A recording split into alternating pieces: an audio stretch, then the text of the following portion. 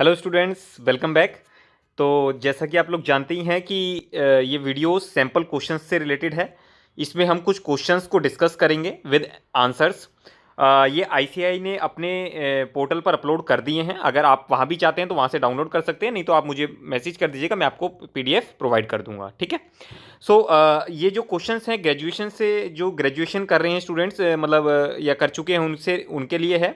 जो 9, 10, 11, 12 हैं उनको ऑलरेडी हम प्रोवाइड कर चुके हैं। ठीक है। तो अगर आपका कोई जूनियर है जो कि चाहता है तो आप उससे वीडियो को शेयर कर सकते हैं।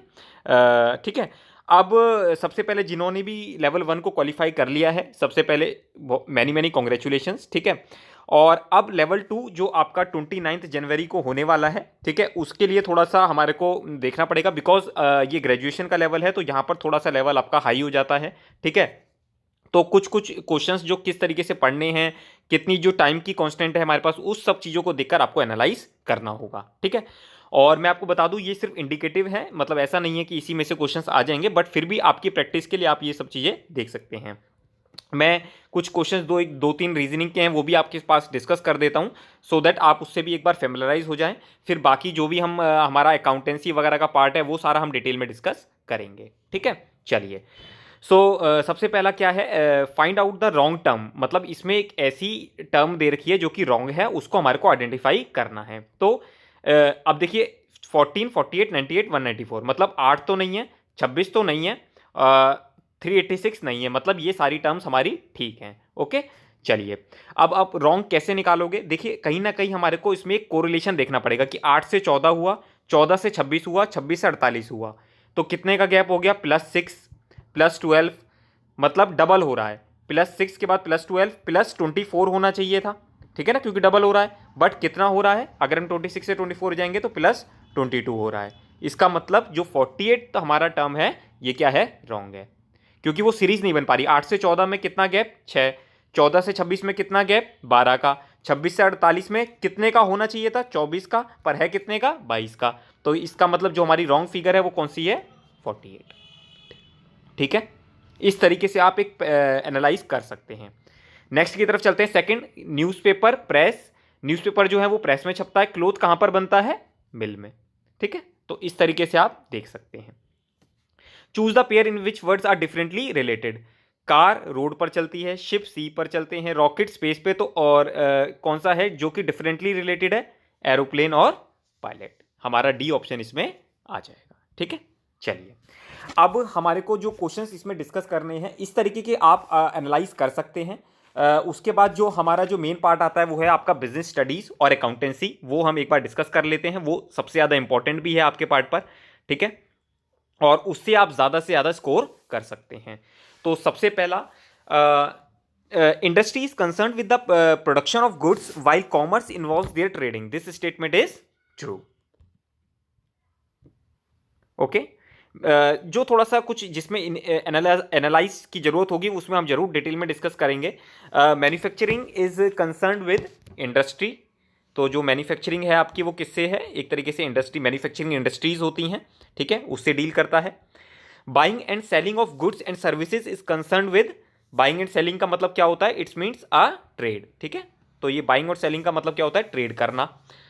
फोर्थ, फॉर एग्जाम्पल इंडिया ने इंपोर्ट करी मशीन्स फ्रॉम जर्मनी, मतलब हम जर्मनी से गुड्स लाए इंडिया में। सच ट्रेड, इस ट्रेड को क्या बोलेंगे? Import trade. ओके। चलिए, इंपोर्ट। और अगर यही गुड्स आपके मान लीजिए कहीं दूसरी कंट्री को जाते तो इसको हम बोलते एक्सपोर्ट। तो ये हमारा हो गया इंपोर्ट और ये हो गया हमारा एक्सपोर्ट। ठीक है। चलिए, question number 5, industry and commerce are independent. क्या ये स्टेटमेंट ट्रू है या फॉल्स? तो अगर देखा जाए तो इंडस्ट्री में क्या होता है? एक तरीके से हम प्रोडक्शन करते हैं। कॉमर्स में क्या होता है? एक तरीके का डिस्ट्रीब्यूशन होता है। तो ये स्टेटमेंट फॉल्स है। ठीक है। क्यों? क्योंकि कहीं ना कहीं इंटरलिंक्ड हो जाते हैं। सर्विस सेक्टर, सर्विस सेक्टर मतलब टेरिटरी सेक्टर। ठीक है ना, सिंपल सा क्वेश्चन है, इसमें कोई ऐसा इशू नहीं है जिसमें हमारे को बहुत ज़्यादा एनालिसिस करनी हो। कहता है सर्विस की कौन कौन सी कैरेक्टरिस्टिक्स होती हैं। तो जैसे कुछ आपने पढ़ा होगा, services are intangible, inseparable, variable, perishable, heterogeneity. ठीक है ना, तो ये सारी क्या हैं? इनकी कैरेक्टरिस्टिक्स होती हैं। तो इसमें इसमें कौन सी नहीं है? जैसे ये है, ये तीनों, but growth and expansion are not the characteristics of service. चलिए नेक्स्ट क्वेश्चन की तरफ चलते हैं। Acronym FERA, FERA stands for foreign exchange regulation act, ठीक है। इस एक्ट को रिप्लेस कर दिया गया था किसके द्वारा?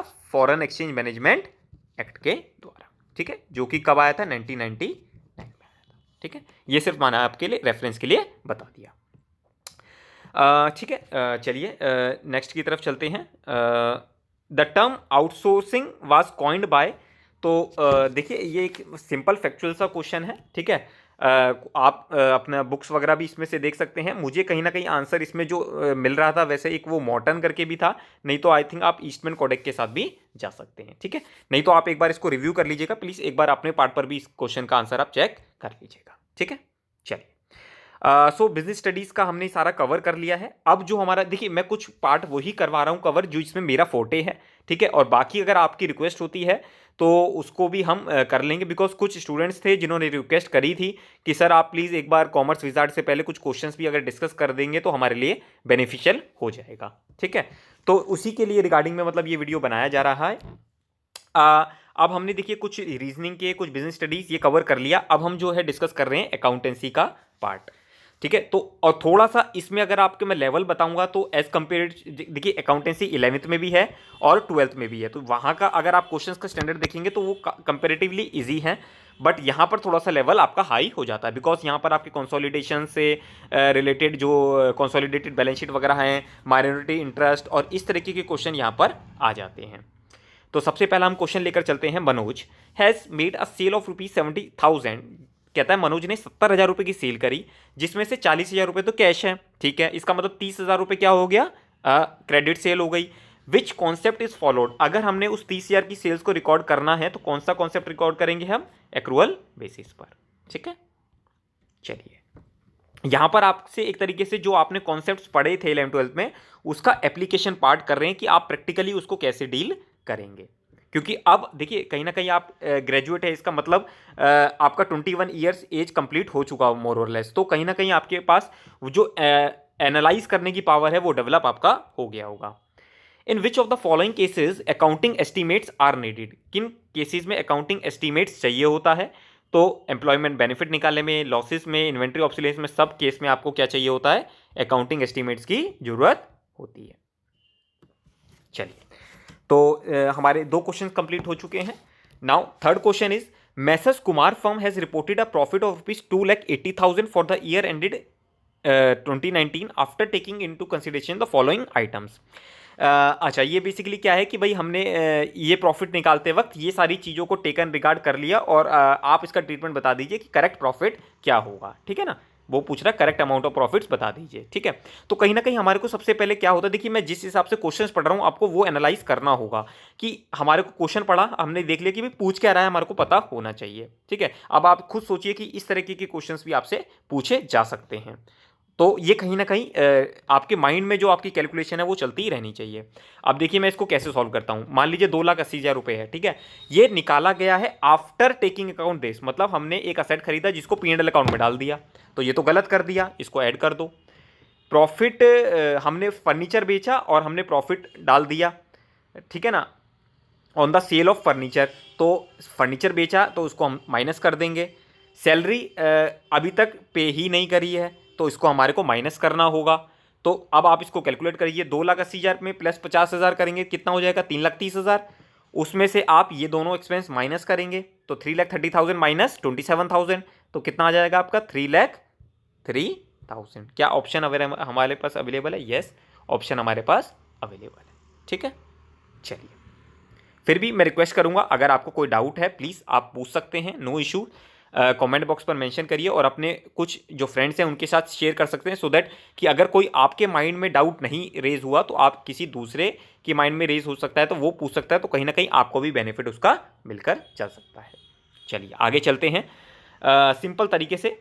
इन a case of joint venture, अगर जॉइंट वेंचर है और एक माइनर उसको एंटर करना चाहता है तो क्या वो एंटर कर सकता है? यस, आप उसे एज अ को वेंचरर ला सकते हैं, बट सिर्फ वो प्रॉफिट्स के केस में ही आएगा, मतलब आप उसको लॉस शेयर नहीं कर सकते, सिर्फ प्रॉफिट्स ही करेगा तो आप उसको एडमिट कर सकते हैं, ठीक है। बाकी आप ऑप्शन सारे देख सकते हैं, मतलब मैं अपने एक्सपीरियंस के हिसाब से जो आपको बता रहा हूँ, ठीक है ना, ऐसा। जो देखिए एक और ऑप्शन दे रखा है जिससे आप कंफ्यूज हो सकते हैं कि कैन नॉट बी अ को वेंचरर हो सकता है बट सिर्फ प्रॉफिट्स के लिए, क्योंकि माइनर के बारे में है, और माइनर आपको पता होता है कि ये कॉम्पिटेंट टू कॉन्ट्रैक्ट नहीं होता, क्योंकि इनकी इसकी जो माइनर की एज है वो 18 साल से कम होती है। चलिए नेक्स्ट क्वेश्चन है, loss on realisation is distributed among partners. जब रियलाइजेशन का लॉस होता है तो किस रेशियो में डिस्ट्रीब्यूट होता है? प्रॉफिट शेयरिंग रेशियो में। हाँ देखिए, माइनॉरिटी इंटरेस्ट जो कि कंसोलिडेटेड बैलेंस शीट से रिलेटेड क्वेश्चन है वो आ गया, ये it's a very important question. तो कहता है माइनॉरिटी इंटरेस्ट को हम कहाँ दिखाते हैं? Separately from the liabilities and the equity of the parent share holders. ठीक है, इसमें आपको डिटेल में आपने मुझे लगता है होप्सो पढ़ा होगा, सो कहीं ना कहीं, नहीं तो आप इसको थोड़ा सा ध्यान रख सकते हैं। चलिए नेक्स्ट क्वेश्चन की तरफ चलते हैं। कहता है C and D enter into a joint venture, profit sharing ratio है 5:3 का। ठीक है, okay. D is entitle to a commission of 5% profit of net profit after charging such commission if net profit of joint venture is this before charging. मतलब अगर हम बात करके चलें कि जो हमारे को प्रॉफिट दे रखा है वो है 33,600 का, ठीक है, ये बिफोर चार्जिंग कमीशन है। तो सबसे पहले अगर हम इसमें से कमीशन निकाल दें तो कमीशन कितनी निकालेंगे हम? 5% कमीशन निकालनी पड़ेगी हमारे को। इसका मतलब क्या है? ये है हमारा बिफोर चार्जिंग सच कमीशन है, ठीक है ना, और हमारे को 5% net profit after charging such commission निकालना है। तो अगर हम मानकर चलें कि सर 33,600 ये कितना हो गया आपका? ये बिफोर चार्जिंग सच कमीशन है, ठीक है ना, तो हमारे को इसको नेट करना पड़ेगा। तो अगर हम कहें यहाँ पर कि इसको सर ये हमारा 95 है और हमारे को क्या करना है? 100 निकालना है, net profit of joint venture before charging such commission. Okay, तो अगर हम टोटल करते हैं आंसर, एक सेकेंड मैं निकालना चाहूँ तो आप इसको एक बार कैलकुलेट कर लीजिएगा, ठीक है। तो जितना भी हमारा शेयर का रेशो आता है, तो मैं आपके लिए आई थिंक मुझे कैलकुलेशन करना पड़ेगा। एक काम करिएगा, इसको आप अपने पार्ट पर एक बार करके देखिएगा, फिर भी अगर कोई इशू आता है तो आप उसमें पूछ सकते हैं मुझसे, कोई ऐसा इशू नहीं है, ठीक है। नहीं तो जनरली कैलकुलेशन 30, मैं आपको एक बार बता भी देता हूँ, 35,368, ठीक है, और उसमें से अगर आप 1768 माइनस करते हैं तो ये कितना आ जाता है आपका? 33,600, ठीक है जी। इस तरीके से आप कैलकुलेट कर सकते हैं और जो आपका आंसर हो जाएगा वो सी आंसर हो जाएगा, ठीक है। नेक्स्ट की तरफ चलते हैं। A departmental accounting canteen expenses are apportion on the basis of, कि जो डिपार्टमेंटल अकाउंटिंग होती है उसमें जो कैंटीन के एक्सपेंसेस होते हैं वो किस बेसिस पे शेयर होते हैं? नंबर ऑफ एम्प्लॉयज के बेसिस, ठीक है। Dividend paid by the subsidiary to parent out of capital profit should be credited by the parent company in its. अब आप खुद सोचिए कि जब डिविडेंड, एक होल्डिंग कंपनी आपने सुना होगा, एक सब्सिडरी कंपनी आपने सुना होगा, मतलब होल्डिंग कंपनी ने इन्वेस्ट कर रखा है सब्सिडरी कंपनी में, शेयर्स खरीद रखे हैं। तो जब शेयर खरीद रखे हैं, अब सब्सिडरी कंपनी डिविडेंड पे करेगी, तो जैसे ही सब्सिडरी कंपनी होल्डिंग कंपनी को डिविडेंड पे करेगी तो होल्डिंग कंपनी क्या एंट्री बनाएगी? Dividend receivable account debit to investment in subsidiary S limited मान लीजिए। तो अब ये बोल रहा है parent company should be credited, क्या क्रेडिट करेगी? Share invested in the subsidiary account, ठीक है। चलिए ये कंप्लीट हो जाता है हमारा। देन 10th क्वेश्चन है, P of Delhi sends out 1000 boxes of toothpaste costing ₹200 each. हर एक बॉक्स की कीमत कितनी है? 200 रुपये। Each box consist of 12 packets, एक बॉक्स के अंदर 12 पैकेट हैं, ठीक है। 600 बॉक्स सोल्ड करे हैं कंसाइनी ने 20 रुपये पर पैकेट में, तो कितनी सेल हो गई? 600 बॉक्स बेचे हैं, हर एक बॉक्स के अंदर 12 पैकेट हैं, हर एक पैकेट की कीमत 20 रुपये है, तो कितना हो गया आपका? 1,44,000। क्या हमारे पास ऑप्शन अवेलेबल है? यस, ऑप्शन इज ए, ठीक है। सो इस तरीके से हमने ये सारे क्वेश्चंस जो भी मोरलेस थे वो सॉल्व कर लिए हैं, ठीक है। और इसी के साथ हमने पूरा क्लास 9 से लेकर सारे जो ग्रेजुएशन तक का था वो सारा कवर कर लिया है। सो बाकी फिर भी अगर आपको कोई डाउट है आप पूछ लीजिएगा, ठीक है। जो मतलब मेरा फोर्टे एरिया था मैंने आपको वो सारा कवर करवा दिया, मेरे पास कुछ रिक्वेस्ट थी। और इसी के साथ मैं अब आज्ञा चाहूँगा आपसे कि बाकी कोई क्वेश्चंस है आप चाहते हैं तो आप मुझे प्लीज़ कमेंट बॉक्स पर जरूर मेंशन करिएगा, बताइएगा कोई डाउट है, और अपना प्लीज़ रिजल्ट्स भी शेयर करेगा। तब तक के लिए all the best, best of luck.